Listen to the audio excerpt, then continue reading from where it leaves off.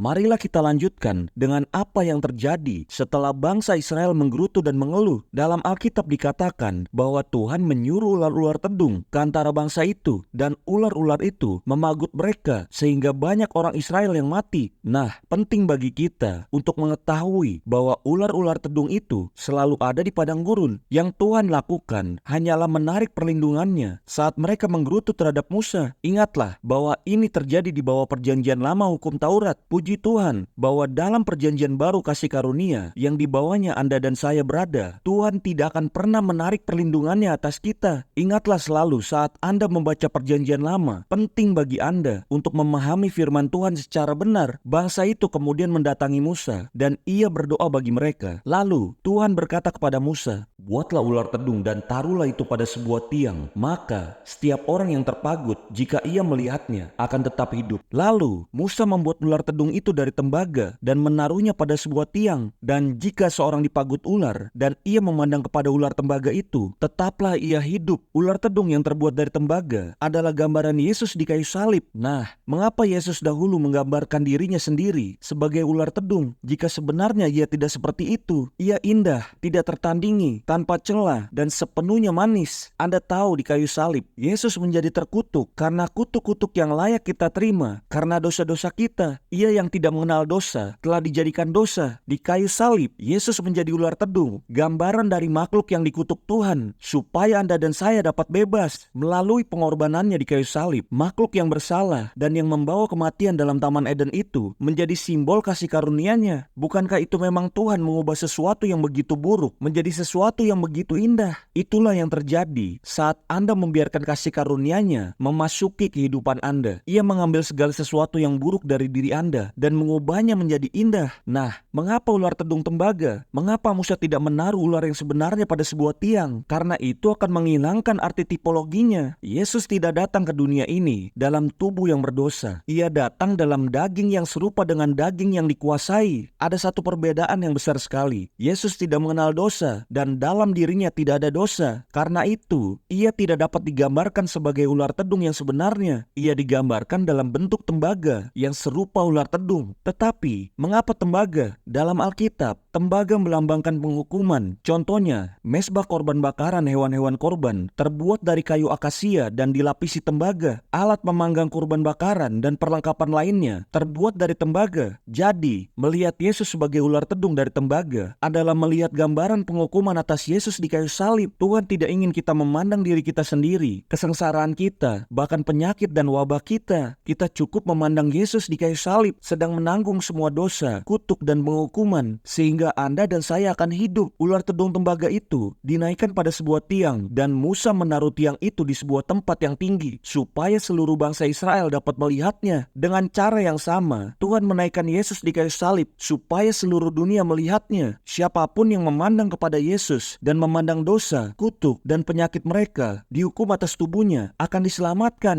Mereka akan disembuhkan. Mereka akan hidup. Alkitab tidak memerintahkan untuk memandang Musa, hukum Taurat. Alkitab memerintahkan untuk memandang Yesus, dan bukan hanya Yesus yang berada di tengah-tengah kita, melainkan Yesus yang disalibkan sebagai ular tembaga demi kita. Yesus Kristus dan kematiannya di kayu salib itu adalah penyelesaian kita. Sahabatku, berhentilah sibuk dengan diri Anda dan upaya-upaya Anda sendiri, serta menganggap diri Anda sendiri tidak layak. Mulailah menyibukkan diri sendiri dengan Yesus dan karyanya yang sempurna. Mulailah menyelidiki firman Tuhan untuk memahami segala sesuatu tentang Dia, dan rasakanlah hati Anda berkobar-kobar dalam diri Anda, sementara Roh Kudus menyingkapkan kepada Anda betapa baiknya Dia. Anda memiliki seorang juru selamat yang luar biasa. Berpalinglah dari luka dan penderitaan Anda sendiri dan pandanglah Yesus. Ia yang menyelamatkan Anda.